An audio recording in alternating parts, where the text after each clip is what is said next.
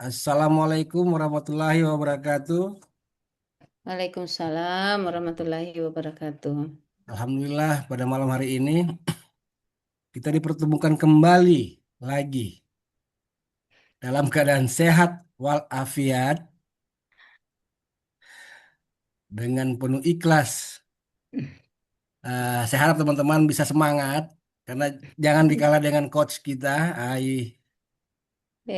Lansia Ya, ini. iya lansia ini mau kita melawan sama-sama semangat. Oke. Malam ini kita di tanggal 27 bulan Maret 2026 dalam materi agenda ceramah Bukan agenda Core dia Value ceramah. and Employee Building ASN yang akan dibawakan oleh Ibu Agustina yang saya hormati. Baik, untuk mempersingkat waktu, silakan Ibu Iya. Agustina. Layar Oke, dan baik. tempatnya Makasih. silakan. Assalamualaikum warahmatullahi Iya, wabarakatuh. baik. Makasih, Hendro. Ya, Pak Hendro ini dari tadi pagi ini memfasilitasi kita. Baik, sekali lagi saya ucapkan terima kasih untuk PIC yang dadakan, ya kan? Ini memang strateginya Pak Hendro ini dia suruh Pak Aras hubungi saya supaya saya tidak peto dia kan. Jadi teman-teman ini dadakan ini Pak teman. Tiba-tiba saya ditelepon dikasih kabar, Bu malam ini katanya bawa materi core value. Memang karena kondisinya kita ini krisis widya suara Bapak Ibu di BPTM Provinsi Sulawesi Tengah itu widya suara itu cuma 5 orang dengan Iya, 13 kabupaten kota itu betul-betul menguras ya. Tapi karena ini menjadi peran kami, tugas kami, fungsi kami sebagai pelayan publik, ya tentu mau tidak mau tidak bisa kata tidak ya. Jadi bukan hanya peserta yang dilarang sakit, Widya Suara juga Widya Suara dilarang jarang sakit. tidak boleh sakit, Iya, jauh rumah dilarang sakit. sakit. Karena ini mulai dari Januari ini teman-teman, mulai dari Januari sampai saat ini, kemarin di 2025 itu mulai dari April sampai Desember itu kerja maraton. Masuk Januari tanggal berapa itu kemarin tanggal 9 itu kerja maraton sampai sekarang. Jadi Lebaran pun itu hanya dikasih izin dikasih libur itu di -2 hari ya, +2 hari. Jadi baik adik-adik yang kami banggakan, insya Allah eh, kita akan mencoba mendiskusikan ya menyampaikan terkait materi sebenarnya ini bukan agenda tapi keterkaitan agenda 2 yang teman-teman sudah dapatkan tadi apa namanya sudah dikasih pembuka dari coach masing-masing ya. Sehingga kita akan mencoba berikan penguatan. Baik, sampai saya lupa ucapkan Assalamualaikum warahmatullahi wabarakatuh. Selamat malam, salam sejahtera Assalamualaikum untuk kita warahmatullahi wabarakatuh. sekalian. Adik-adik yang kami banggakan, terima kasih atas semangatnya dan energi semangatnya itu otomatis mempengaruhi energi saya, ya kan? Jadi saya setuju tadi sampaikan Pak apa namanya Pak Endro, jangan sampai dikalah semangat sama Oma kan gitu ya. Jadi yang jelas bahwa apa namanya malam ini kita diberikan kesempatan oleh penyelenggara selama kurang lebih 90 menit untuk mendiskusikan atau menyampaikan terkait dengan materi core value employer branding sebagai nilai dasar ASN. Izin saya akan share materinya. Jadi kalau kita berbicara tentang materi ini, Bapak Ibu, iya, ini core value employer branding ini sebagai nilai dasar ASN sama kalau kita mau mengibaratkan sebenarnya ya mati ini apa ya kalau saya katakan materi sangat penting lah menurut saya ya. Materi ini sangat penting karena inilah yang menggerakkan kita sebagai aparatur sipil negara di dalam menjalankan tugas dan fungsi kita sebagai aparatur sipil negara. Jadi saya membayangkan bahwa materi core value ini sama dengan kita di dalam kapal besar itu kita di Samudra, ya kan? Kemudian dalam samudra itu adalah samudra birokrasi lah istilahnya. Kalau kita mengandaikan core value ini sebagai apa namanya contoh lah misalnya. Nah, jadi kita dalam sebuah kapal yang akan mengarungi samudra ini dan tentu di dalam menaiki kapal tersebut, mengarungi samudra itu kita harus butuh kompas ya. Nah, saya pikir tanpa kompas kita kapal itu bisa tersesat, bisa oleng, bahkan bisa karam ya, bisa karam, bisa di tengah badai bisa bisa saja terjadi hal-hal yang kemungkinan besar terjadi apa namanya kerugian besar.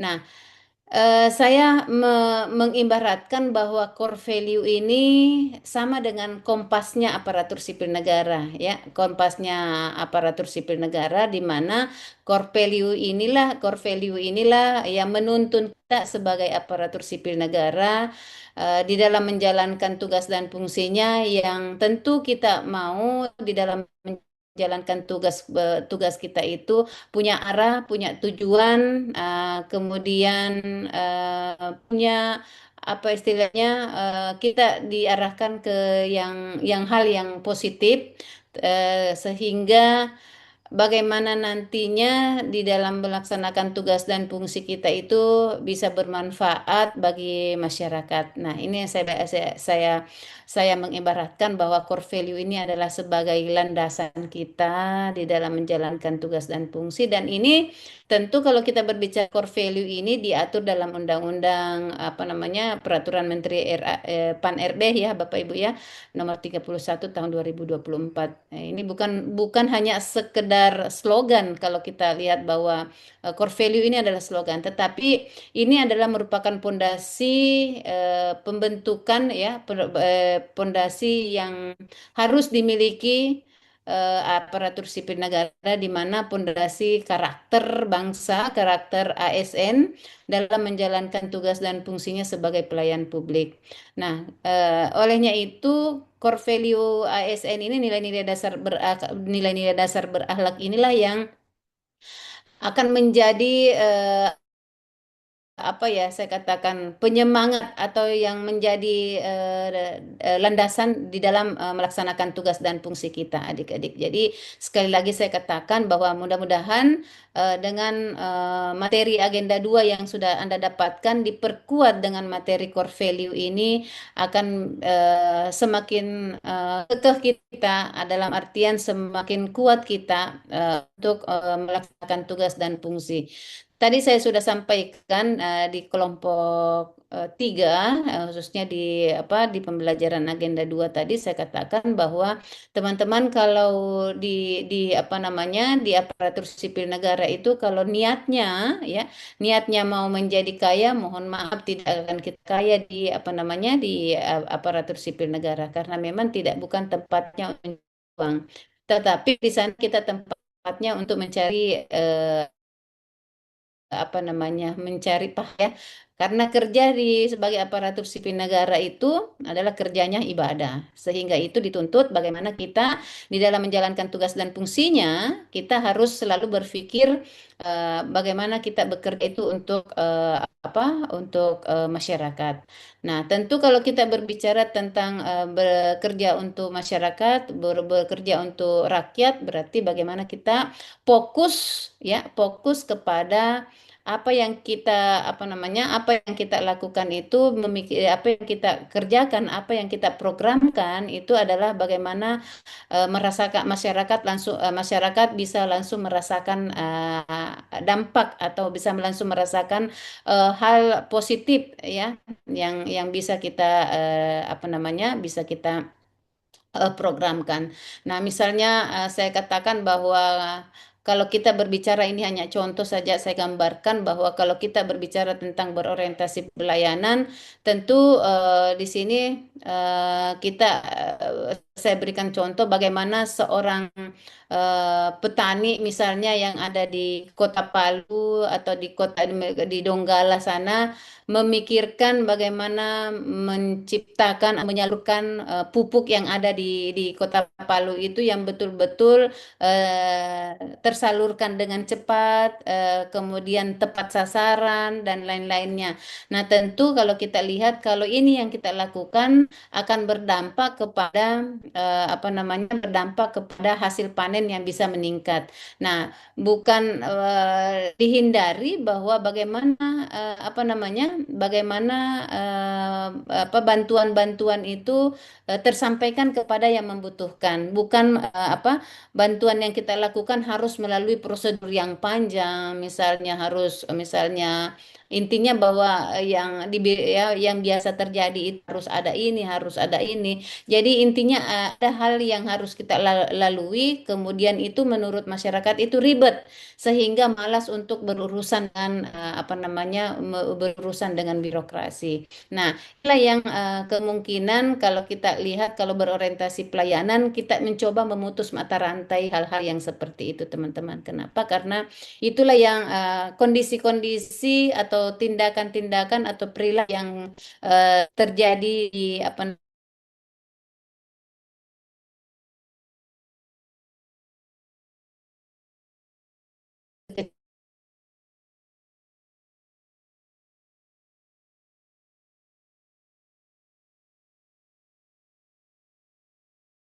birokrasi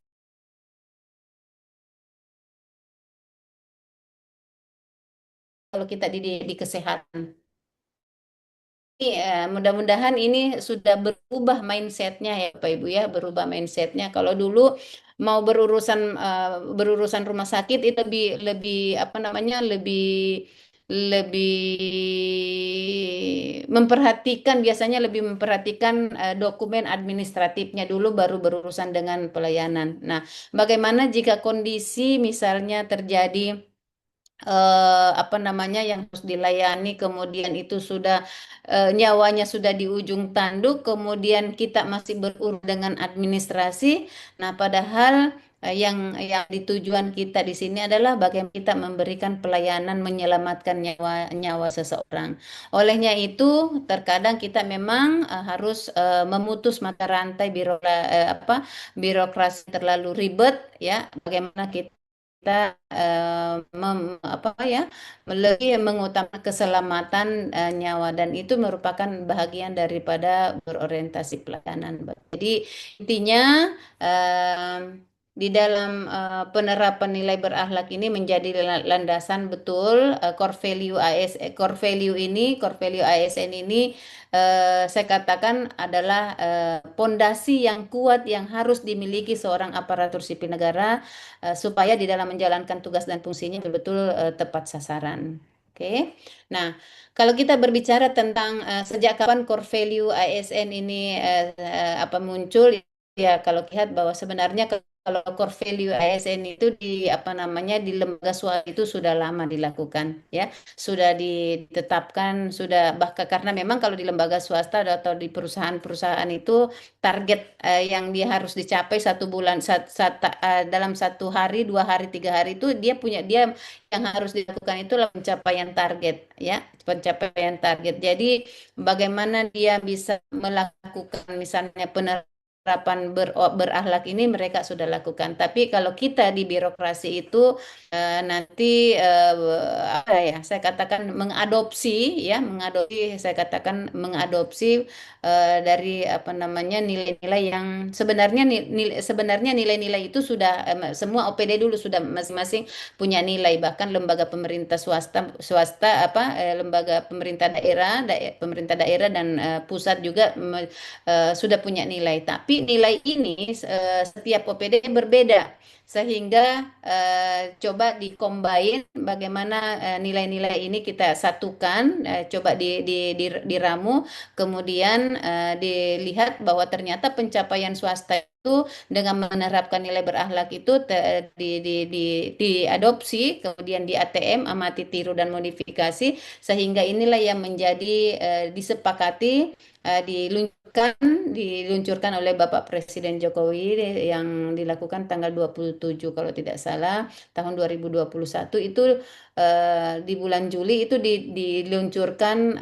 employer branding, nilai-nilai dasar berakhlak ini menjadi nilai yang disepakati seluruh ya baik lembaga swasta pemerintah yang ada di Indonesia itu menjadikan nilai berakhlak ini yang nilai yang disepakati untuk diterapkan di dalam menjalankan tugas dan fungsinya. Tujuannya adalah bagaimana eh, aparatur sipil negara atau apa namanya aparatur sipil negara memiliki konsep yang sama, memiliki tujuan yang sama di dalam mewujudkan cita-cita bangsa.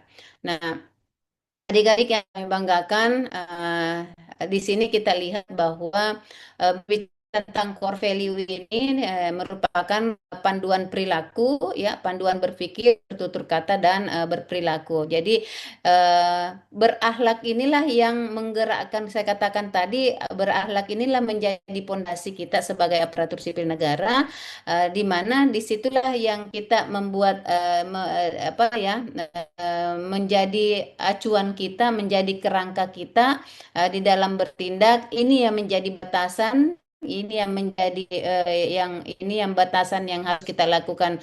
Baik benarnya, salah atau tidaknya, itulah nilai-nilai berakhlak inilah yang menjadi apa ya namanya menjadi acuan kita ya, menjadi acuan kita. Sehingga di sini kita lihat bahwa ASN dituntut untuk memberikan pelayanan, memahami dan memenuhi kebutuhan masyarakat, sehingga perlu meningkatkan kompetensi maupun pelayanan yang bersikap ramah kepada siapa saja yang dilayani dan dapat diandalkan serta cekatan dalam memberikan solusi atas masalah dalam masyarakat. Jadi eh, walaupun sebenarnya apa namanya kenapa ini menjadi panduan berpikir, panduan bertindak, panduan bertutur kata, karena masih ada beberapa oknum aparatur sipil negara di dalam memberikan pelayanan kepada masyarakat itu apa namanya tidak sesuai dengan ekspektasi masyarakat, ya. Kadang dalam memberikan pelayanannya apa namanya eye kontaknya tidak muncul, senyumannya yang tidak tampil, itu hal kecil sebenarnya dan sebenarnya itu tidak ada dalam SOP, tetapi perlu kita ketahui inilah kondisi-kondisi yang sebenarnya yang tidak ada dalam SOP, tetapi itu adalah hal yang apa ya merupakan supporting penting untuk kita lakukan karena body language itu adalah akan berpengaruh kepada kepuasan masyarakat. Contoh misalnya kalau kita memberikan pelayanan kepada masyarakat, tetapi gestur tubuh wajah itu tidak memperlihatkan ketulusan, tidak memperlihatkan keramahan, itu masyarakat atau lawan lawan apa namanya lawan bicara kita itu merasakan ya merasakan aura yang tidak nyaman, sehingga kebetulan saja di room ini banyak orang kesehatan. Saya katakan ini perlu hal kecil ini menjadi perhatian. Bagaimana kita manusiakan manusia di dalam memberikan pelayanan, bagaimana kita membiasakan diri untuk melakukan hal-hal kecil, menyapa atau bagaimanalah ini ya, supaya tindakan kita itu masyarakat merasa nyaman dengan kehadiran kita. Nah, kemungkinan dengan merasa nyaman, dengan merasa mereka dihargai, merasa mereka di apa namanya diapresiasi, kemudian yang tadinya sakit karena motivasinya atau suntikan dari dalamnya itu bisa mensupport dia untuk sembuh, itu bisa saja hal itu terjadi. Sama dengan kita, apa ya, kalau kita berobat teman-teman, kalau saya misalnya berobat di dokter ini, misalnya ini contoh, kok saya tidak sembuh-sembuh ya? Tetapi kalau saya pergi di dokter Marten, baru lihat dokter Marten itu sembuh. Karena itu bisa saja karena sugestinya yang lebih kuat. Nah, inilah yang kita inginkan karena kemungkinan ada orang bahwa pada saat ketemu dokter Marten dia bagaimana dokter Marten memperlakukan. Ini hanya sebut, mohon maaf saya sebut nama karena ini hanya pengalaman pribadi. Karena apa? Apakah karena bagaimana dia menghargainya kita, bagaimana dia menyapa, bagaimana dia mendengarkan kita cerita. Hal-hal kecil itu sebenarnya yang apa namanya yang penting, yang berpengaruh besar daripada kesembuhan pasiennya. Nah, inilah yang dikatakan kenapa nilai berakhlak kalau kita bedah lagi. Jadi tindakan yang dilakukan itu, misalnya yang dilakukan itu adalah bahagian daripada berorientasi pelayanan yang teman-teman sudah dapatkan tadi di 2 jam pembelajaran itu berorientasi pelayanan. Kenapa berorientasi pelayanan? Karena kata kunci daripada berorientasi pelayanan itu ada kepuasan, ada apa tadi apa kepuasan, kemudian ada nilai kualitas ya, ada kualitas dan ada nilai apa lagi yaitu yang ada 3 kata kunci yang menjadi poin penting di berorientasi pelayanan. Nah, nah inilah yang apa namanya yang menjadi apa namanya panduan teman-teman sehingga di dalam menjalankan tugas dan fungsinya itu hal-hal yang kecil yang harus diperhatikan ya. Jadi pertanyaannya Bu, bagaimana saya misalnya melakukan hal seperti itu, sedangkan saya tidak langsung berhubungan dengan masyarakat, ya kan? Nah, memang kalau apa artinya, saya pikir itu perlakuan yang sama. Jadi bukan hanya masyarakat, tapi di saat kita memberikan pelayanan tetap dan pelayanan yang kita layani itu adalah apa namanya yang kita layani itu adalah bahagian dari masyarakat, walaupun misalnya itu adalah rekan kerja kita. Tetapi yang kita lihat itu adalah bagaimana kita sebagai penyedia di sini yang merasakan dampak daripada apa tugas dan fungsi kita itu adalah orang-orang yang ada di sekeliling kita. Jadi itu tidak bisa diperlakukan yang berbeda ya.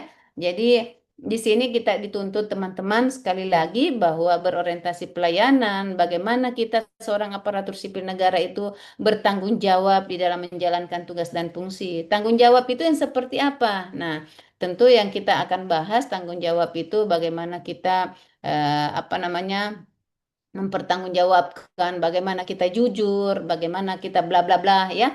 Nanti teman-teman akan dapatkan di pembelajaran di agenda 2. Yang jelas bahwa nilai berakhlak ini adalah menjadi panduan kita di dalam seorang aparatur sipil negara dalam menjalankan tugas dan fungsi. Nah, kemudian ke kita employer branding ini adalah kalau kita lihat bagaimana seorang aparatur sipil negara di dalam menjalankan tugas dan fungsinya itu bangga ya. Jadi branding ini menunjukkan bahwa ASN adalah profesi yang bangga dan melayani bangsa. Jadi sekecil apapun atau apapun itu pekerjaannya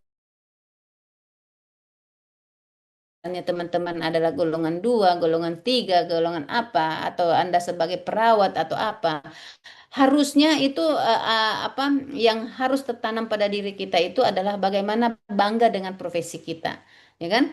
Karena profesi yang kita jalani ini, ya kan, profesi yang kita jalani ini tidak semua orang, ya kan, tidak semua orang punya potensi untuk masuk ke situ. Makanya di situ kita harus melihat bahwa apapun profesi kita, apapun jabatan fungsional kita, di situ harus kita bangga menjalankan tugas dan fungsi, bangga bangga menjalankan tugas dan fungsi kita sehingga di sini kita melihat dengan adanya kebanggaan dengan profesi kita itu akan memberikan motivasi diri kita untuk bagaimana kita tetap berkarya, bagaimana kita tetap bekerja, bagaimana kita menghasilkan kualitas kinerja yang baik, bagaimana kita menghasilkan kualitas yang betul-betul sesuai dengan apa namanya sesuai dengan aturan yang berlaku dan paling tidak dengan kehadiran kita nantinya ini kan memberikan kontribusi positif terhadap visi misi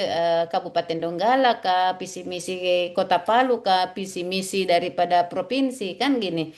Nah, disinilah yang kita mau bahwa dengan adanya motivasi itulah yang menggerakkan kita bahwa Anda sebagai apa namanya terapis mulut gigi ya kan tidak mudah masuk di situ. Makanya perlihatkan kualitas kinerjanya. Nah, inilah yang ini yang kita mau bahwa kedua core value dan employer branding ini harus sejalan ya harus sejalan karena ini saling menguatkan sehingga menghasilkan kinerja yang baik untuk mencapai tujuan daripada bangsa itu sendiri. Nah, Adik-adik yang kami banggakan sekarang sudah zamannya melakukan perubahan mindset. Kalau dulu zaman zaman zaman sebelumnya bahwa seorang pejabat itu merasa dirinya adalah penguasa, ya kan? Sekarang kita harus balikan. Siapapun Anda, mau anaknya siapa dan apa profesinya Anda di situ, tidak lagi kita berpikir Anda harus lulukan di situ, tetapi bagaimana Anda, bagaimana teman ini menjadi pelayan di masyarakat. Jadi kalau kita berbicara pelayan di masyarakat berarti kita lihat dulu kalau misalnya pelayan berarti apa bedanya dengan pelayan yang misalnya di rumah makan dan lain-lainnya. Jadi kita coba perhatikan cara kerja pelayan yang ada di rumah makan. Bagaimana dia menyajikan makanannya, bagaimana bla bla bla, dan tentu pada saat dia menyajikan makanannya ada nilai yang apa namanya yang kita tuntut di dalamnya. Bagaimana dia meletakkan makanannya dengan senyuman itu juga bahagian daripada bentuk kepuasan yang tujuannya adalah berorientasi pelayanan itu. Nah, dirubah dari yang saya katakan bahwa kalau kita melihat itu sama dengan memposisikan kita sebagai pelayan dengan kita sebagai aparatur sipil negara. Begitu kita turun, Anda melakukan pemeriksaan di kecamatan, Anda melakukan pemeriksaan kepada pasiennya, ya kan? Anda melakukan pelayanan perizinan di tempatnya Anda. Tentu indikator-indikator yang kita maksud ini ya, yang semua yang ada di berakhlak ini harus diterapkan pada saat Anda menjalankan tugasnya. Karena kita sebagai pelayan ya tentu mengikuti apa selera selera daripada apa namanya pelanggan kita kan gitu ya. Kalau pelanggannya membutuhkan kita harus harus apa namanya harus ramah, berarti kita harus ramah. Tidak boleh kita melihat bahwa merasa bahwa dirinya lebih hebat, dirinya Anda merasa bahwa Anda golongan tiga, kemudian Anda mau mau jaim-jaim dan lain-lainnya, itu sudah ditinggal, bukan lagi zamannya sekarang. Jadi kita bisa lihat saat ini dengan apa namanya dengan adanya media sosial ya, kita lihat beberapa baik bupati, gubernur itu tidak lagi duduk di belakang meja, tidak lagi duduk di belakang meja, tetapi bagaimana dia harus turun ke lapangan, melakukan belusukan untuk mengetahui kondisi masyarakatnya yang ada di apa namanya kondisi masyarakatnya yang ada di pelosok-pelosok. Karena kalau dia duduk di meja, dia tidak tahu kondisinya. Kemungkinan saja kalau dia di belakang meja, dia yang dia dengarkan itu yang indah-indah saja. Tetapi kalau dia langsung kebelusukan, langsung melihat faktanya, dan begitu dia melihat faktanya, disitulah dia bisa langsung mengambil sebuah keputusan atau kebijakan yang tepat untuk diselesaikan di situ. Jadi sekarang perubahan mindset tadi ini yang perlu dilakukan oleh bagi ASN yang tadinya kita yang merasa bahwa kita yang harus dielu-elukan, sekarang kita beda. Justru yang harus kita beri kita layani adalah orang-orang yang masyarakat yang membutuhkan kehadiran kita. Jadi begitupun di dalam memberikan pelayanan tidak dilihat daripada status sosialnya, warna kulitnya dan lain-lainnya. Jadi semua perlakuan sama karena aturan yang diberlakukan itu satu aturan yang apa namanya diperlakukan sama di mata masyarakat. Nah, kemudian di sini kita lihat wewenang menjadi peranan, kemudian jabatan adalah amanah yang harus dipertanggungjawabkan. Nah, karena ini salah satu apa namanya bahagian daripada isi pidato Bapak Jokowi yang waktu launching itu mengatakan bahwa setiap ASN harus mempunyai orientasi yang sama, memberikan pelayanan terbaik untuk masyarakat. Jiwa melayani, setia membantu masyarakat wajib tertanam kuat dalam diri setiap ASN. Bukan samanya lagi ASN bergaya seperti pejabat zaman kolonial, ya kan? Yang justru minta dilayani. Tapi saat ini menjadi serba hybrid serta bagaimana serba kolaboratif, tidak boleh ada ego sektoral, tidak ada ego daerah dan tidak ada ego ilmu. Jadi begitu Anda turun lapangan, mau Anda S3, S4, kalau sudah turun di lapangan, diletakkan semua itu. Mau anaknya siapa, mau punya sekolahnya sampai di mana. Kalau masyarakatnya sudah kita turun lapangan, sejajarkan diri Anda dari teman-teman itu dengan sesuaikan dengan kondisi yang ada di lapangan. Oke, baik, adik-adik yang kami banggakan. Ini kita next ya.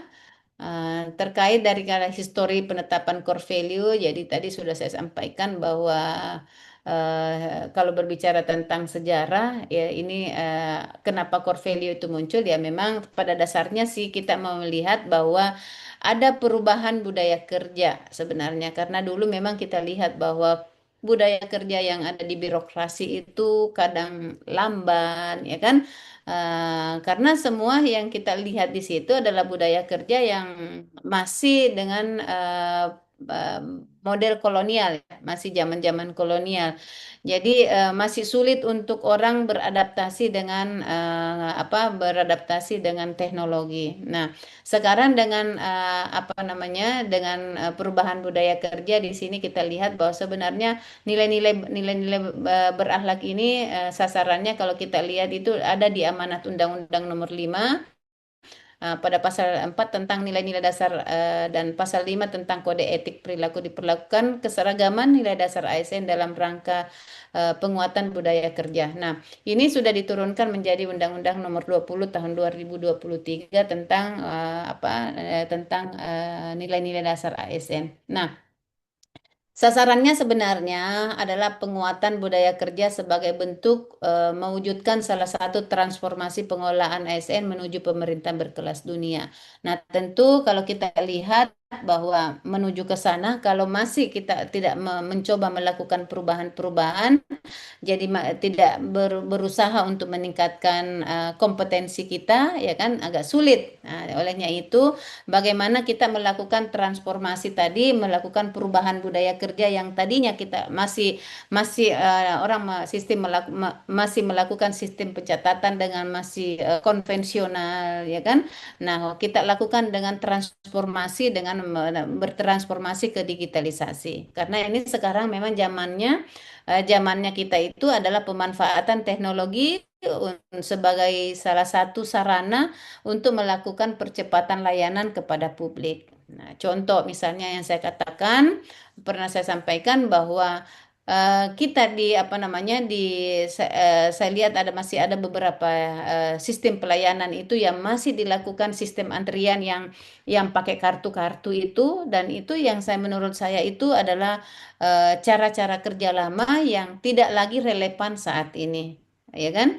Kenapa? Karena kalau itu yang dilakukan akan terjadi kalau sistem antrian misalnya dilakukan masih dengan dengan kartu-kartu nomor, kemudian kita akan berkumpul dalam satu ruangan, dan di satu ruangan itu akan terjadi interaksi antara satu dan yang lain. Nah, pada saat interaksi satu yang lain itu bisa saja terjadi penyebaran virus-virus misalnya, ini hanya contoh misalnya ya. Nah, kemudian menurut saya itu tidak efektif lagi. Kenapa? Karena ada jalan yang saat ini, yang kondisi saat ini yang bisa dilakukan yang cepat, mudah, murah, dan efisien, efektif dengan cara pemanfaatan bagaimana kita menciptakan pendaftaran secara online. Jadi tidak ada lagi penumpukan massa di ruang apa itu ya, di ruang pendaftaran, ya kan. Jadi orang yang datang berobat di rumah sakit itu tidak lagi menunggu di daftar di loket, tidak lagi, ya kan. Nah, karena kalau di rumah sakit itu kita tahu orang yang ke rumah sakit itu orang yang sakit, orang yang batuk, orang yang sesak napas, orang macam-macam, orang yang demam, yang bla bla bla. Nah, kemudian kalau itu masuk di dalam satu ruangan, coba bayangkan itu berputarnya oksigen itu kan tidak normal, sehingga itu saja yang tadinya cuma sakit sedikit jadi sakit berat itu kan. Karena kenapa? Itu tadi karena kemungkinan fisiknya yang tidak kuat, bla bla bla ya. Nah, jadi yang tahu itu sebenarnya itu adalah dokter cara kerjanya ini. Tetapi ini hanya saya menggambarkan bagaimana kita harus bertransformasi yang tadi kita melihat kondisi-kondisi yang kemungkinan akan bisa berdampak kepada kerugian, baik dari kerugian materialnya, bagai kerugian apa namanya secara penyebaran virusnya, kerugian obatan dan lain-lain. Itu kalau kita akumulasi itu pasti ada kerugian negara di dalamnya.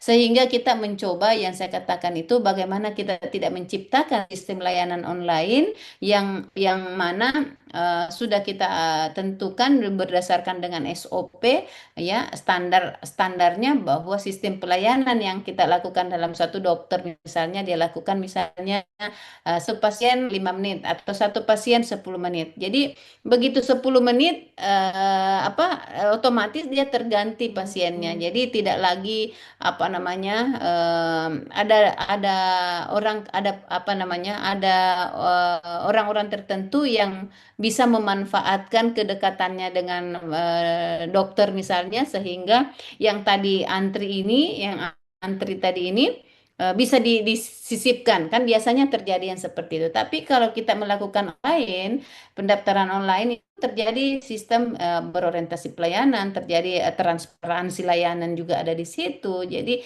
tidak ada pembohongan publik yang terjadi di situ. Nah, ini memang kalau ini yang dilakukan pasti kita akan bisa menuju apa kepemerintahan yang berkelas dunia. Tapi mudah-mudahan ini bukan hanya wacana, tetapi kalau saya katakan bahwa kalau ASN yang penerimaan CAT yang saya katakan ini punya hampir semua ya, saya katakan general saya katakan itu di atas rata-rata dia punya kemampuan berpikirnya, ya kita hanya berikannya mereka bisa jalan sendiri. Nah, kalau ini semua berpikir bagaimana menciptakan sebuah perubahan yang ada di birokrasi, saya yakin ini tidak akan lama. Coba bayangkan saja kalau misalnya Donggala 300 sekian, provinsi kemarin itu sekitar 400 sekian CPNS-nya, baru kota dan lain-lainnya. Jadi kalau itu semua menciptakan perubahan di dalam pelayanan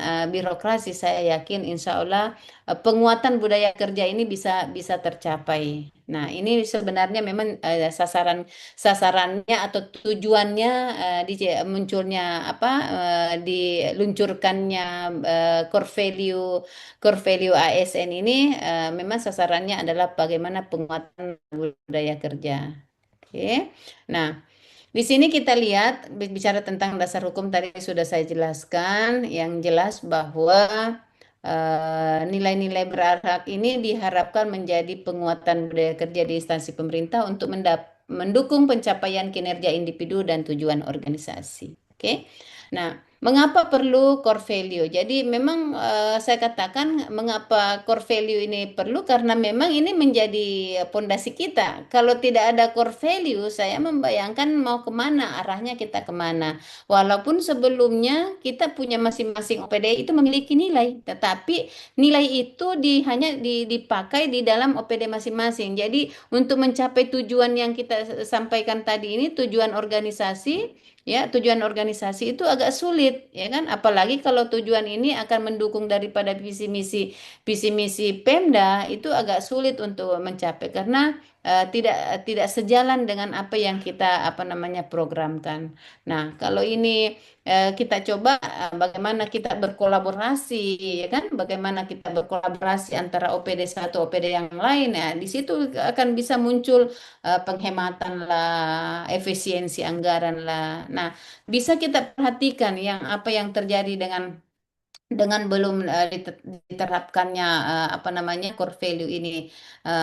Contoh misalnya PUPR memperbaiki jalan. Setelah PUPR itu kan kalau memperbaiki jalan itu kan anggarannya besar ya, anggarannya besar. Begitu selesai merasa bahwa PDAM juga punya kekuatan untuk memperbaiki negeri ini sehingga yang tadi yang sudah di jalan yang sudah bagus datang PDAM untuk tanam pipa. Jadi ini karena merasa ini gawean saya gitu ya. Tidak ada kolaborasi yang terjadi. Apa yang terjadi ya itu menjadi program rutin. Nah, kalau misalnya kita lakukan, misalnya menerapkan nilai berakhlak, khususnya kolaboratif, kolaboratif di dalam menjalankan tugas, saya pikir di sana apa ya, terjadi komunikasi apa namanya, yang bisa saja kalau kolaboratifnya dilakukan, sudah apa namanya, masyarakat bisa merasakan merasakan oh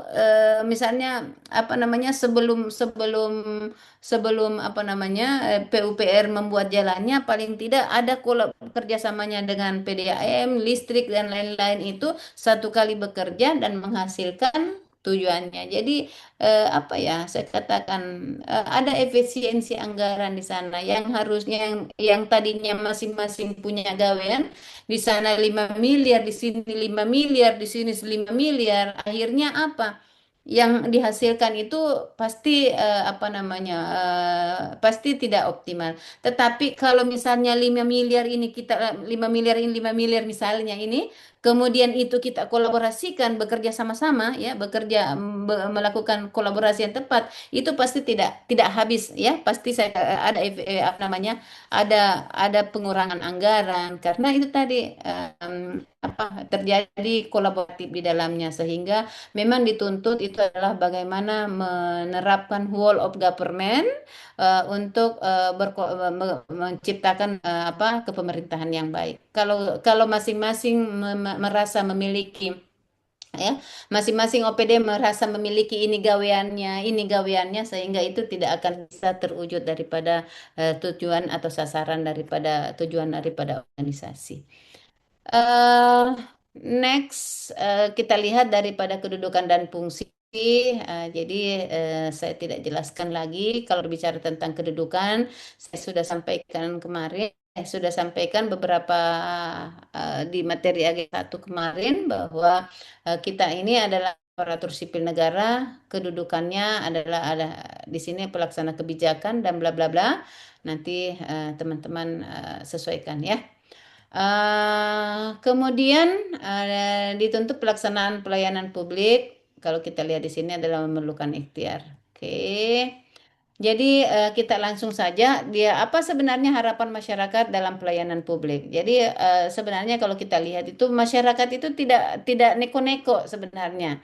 Dia hanya ingin mendapatkan haknya, kan gitu ya. Kenapa haknya? Karena mereka yang menggaji kita. Dari mana? Dari pajak yang dia bayar. Itu ya, itulah yang kita dapatkan, ya, itu dapatkan. Sehingga mereka juga ingin dong take and give ya.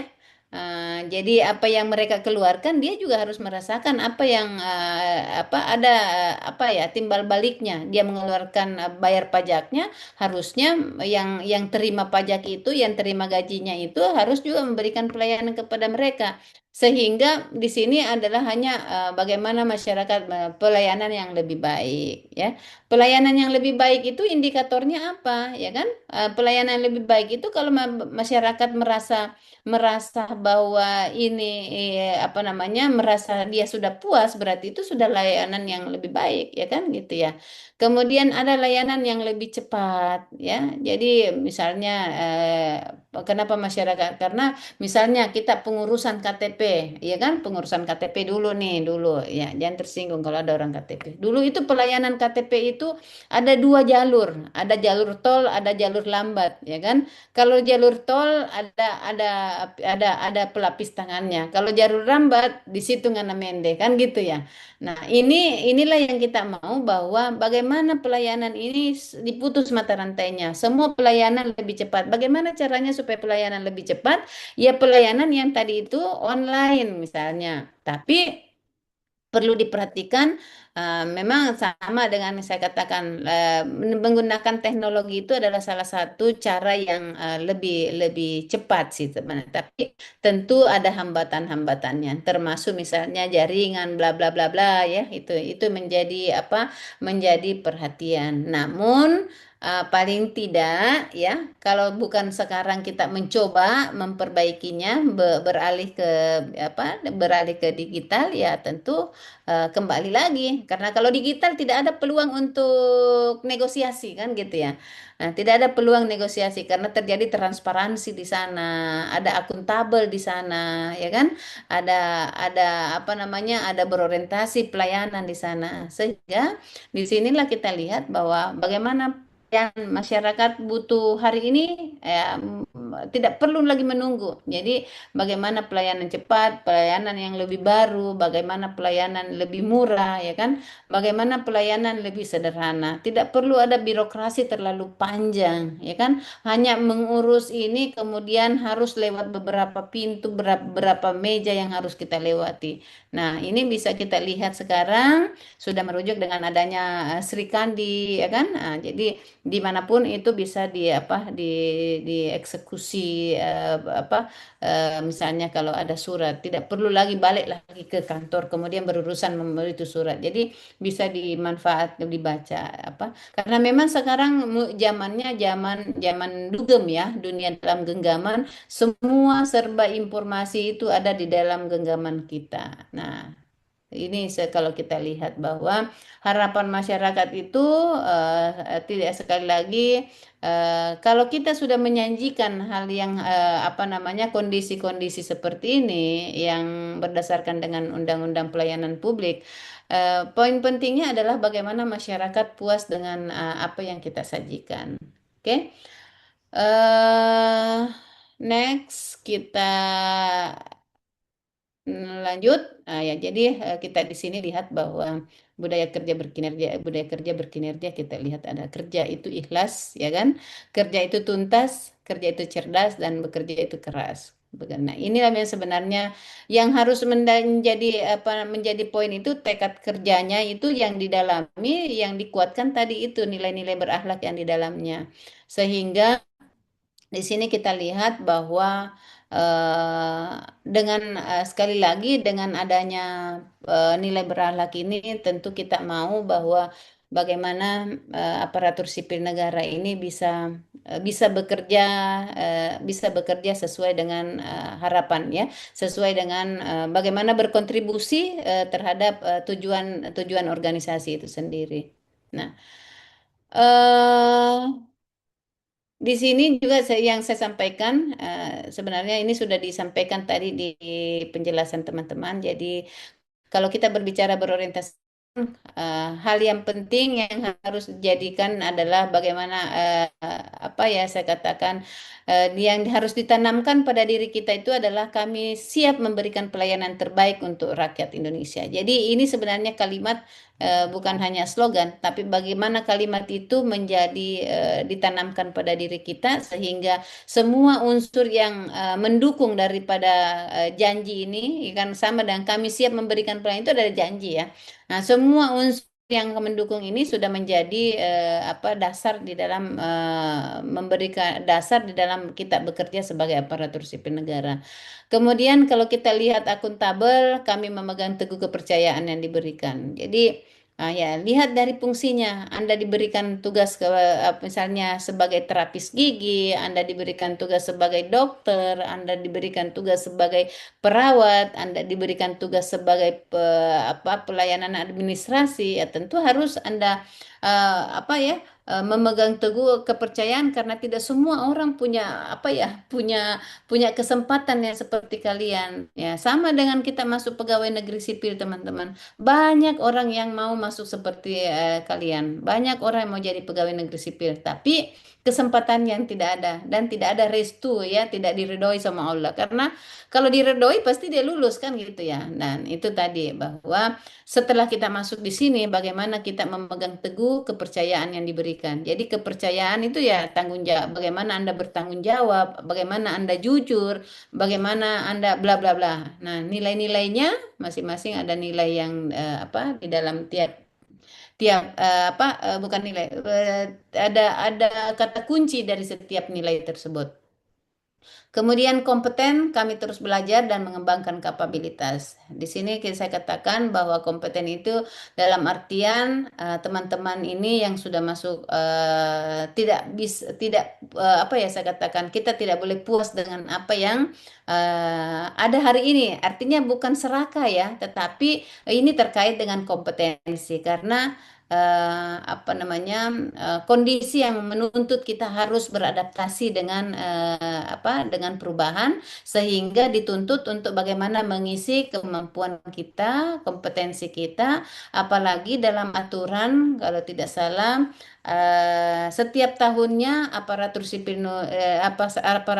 negara itu dituntut untuk mendapatkan 20 JP per tahun untuk pengembangan kompetensi, ya kan? Pengembangan kompetensi dan yang termasuk kompetensi teknis. Bagaimana Anda mencari mencari itu menjadi hak ya, tetapi saya katakan kalaupun misalnya itu 20% itu tidak bisa kita capai karena alasan efisiensi dan bla bla ya kan. Nah, tentu sekarang kita bisa mendapatkan pengembangan kompetensi itu dengan menggunakan tanpa donasi, tanpa apa, kita bisa cari referensinya, bisa ikut webinar, bisa ikut workshop, ikut apa terkait dengan jabatan fungsional kita. Karena sekali lagi ini menjadi tuntutan ya. Kemudian next kita ke harmonis. Sekali lagi kami saling peduli dan menghargai perubahan. Jadi di sini saya katakan bahwa em, dalam suatu organisasi, kalau Anda pasti kalau teman-teman Anda yang tidak apa ya berseberangan dengan orang tertentu itu akan berpengaruh kepada motivasi motivasi kinerja teman-teman. Nah, olehnya itu di sini tuntutannya harmonis ini adalah bagaimana kami saling peduli dan menghargai perubahan atau menghargai perbedaan. Karena kalau ego sektoralnya Anda tanamkan, tetap Anda jadikan sebagai apa kekeh dengan apa yang Anda pahami agak sulit untuk apa namanya menerapkan harmonis ini karena di dalam lingkup kerja kita itu tidak semua itu sama dengan sama pemahaman kita, tidak semua sama dengan budaya kita, tidak semua sama karakter kita, sehingga kalau mau mau nyaman, mau selaras, ya tentu harus memahami. Jangan kita memaksakan untuk dipahami. Kalau kita mau dipaksakan untuk memaksakan untuk orang paham tentang keadaan kita, itu yang akan agak-agak apa terjadi gejolak di dalam suatu organisasi dan itu akan apa namanya mempengaruh mempengaruh kepada motivasi kerja. Contoh misalnya, kalau tidak salah ada angkatan kemarin itu ya Latsar Donggala, ya kan Latsar Donggala kalau tidak salah itu di pertanian ke di mana itu saya lupa.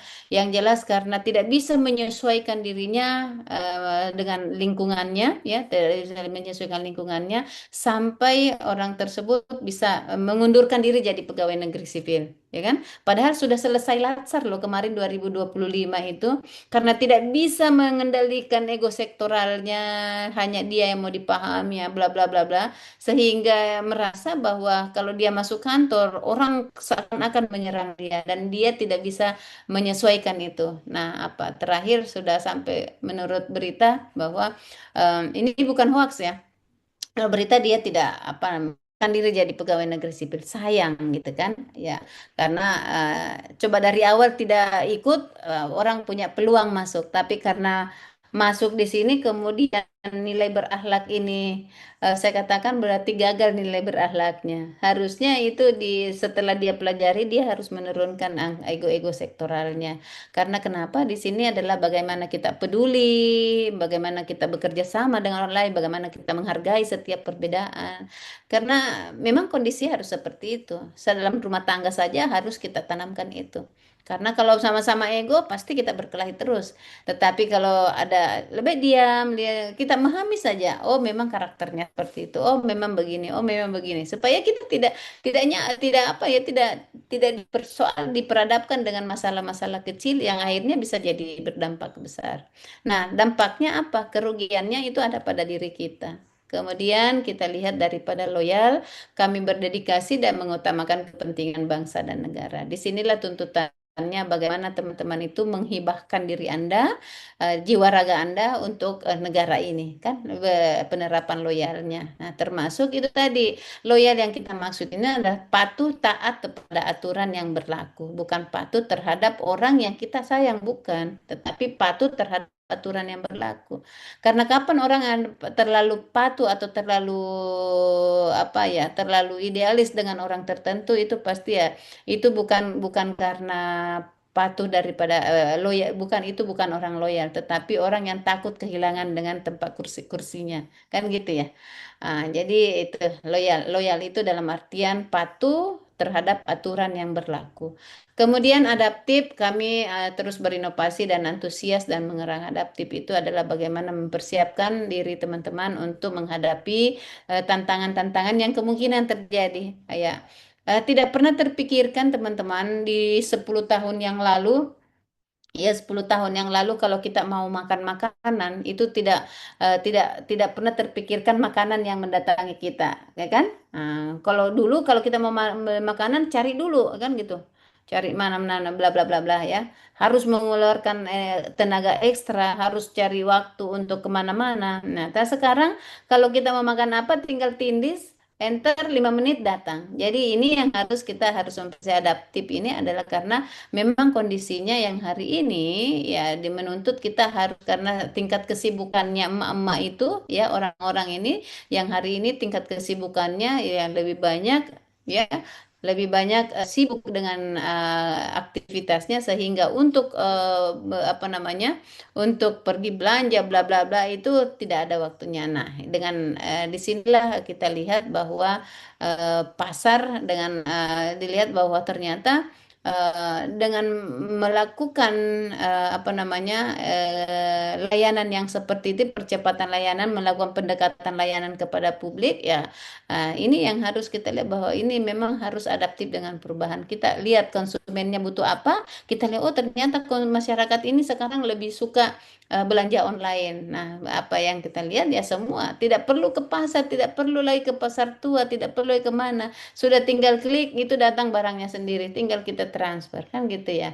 Jadi ini yang saya katakan bahwa kami terus berinovasi dan antusias untuk dalam menggerakkan. Jadi sama dengan di pelaksanaan tugas dan fungsinya teman-teman nanti. Jadi tidak ada kata tidak eh, tidak ada kata tidak yang harus keluar dari mulut kita untuk dalam memanfaatkan teknologi.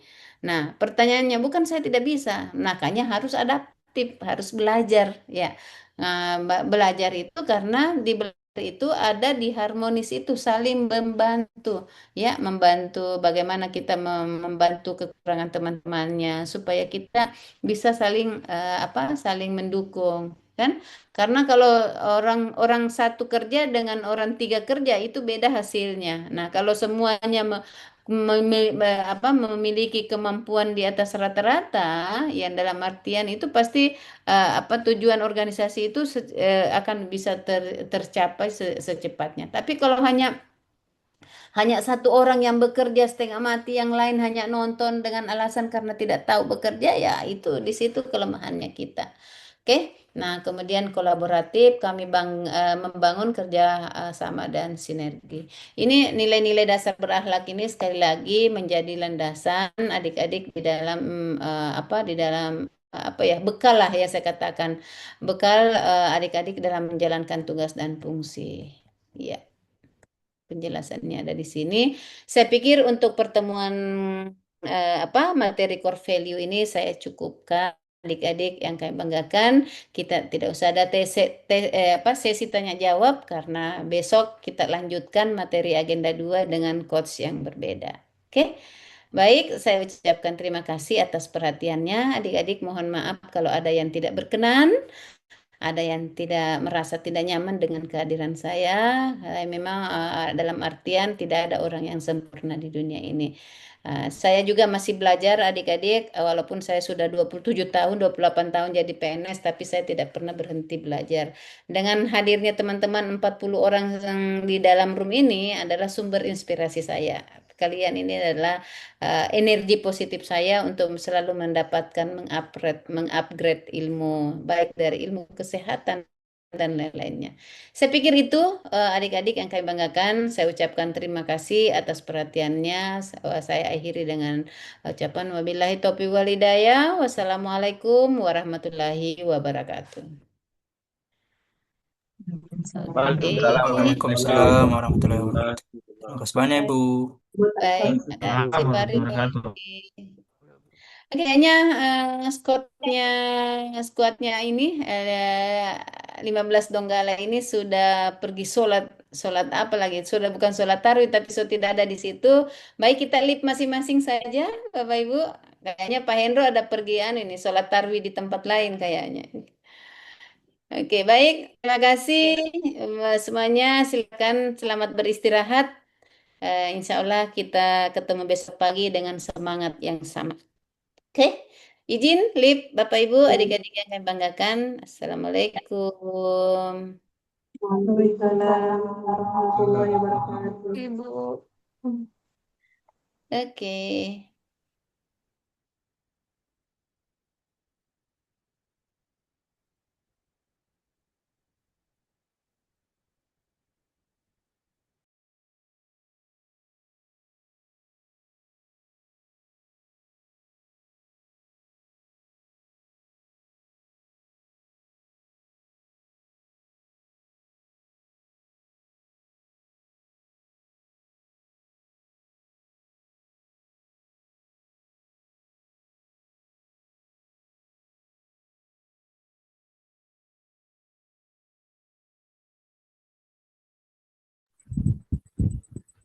Live Jori Tuhan. Stop sih mau Abi. Sudah selesai. Astagfirullah. Siap, sudah Pak.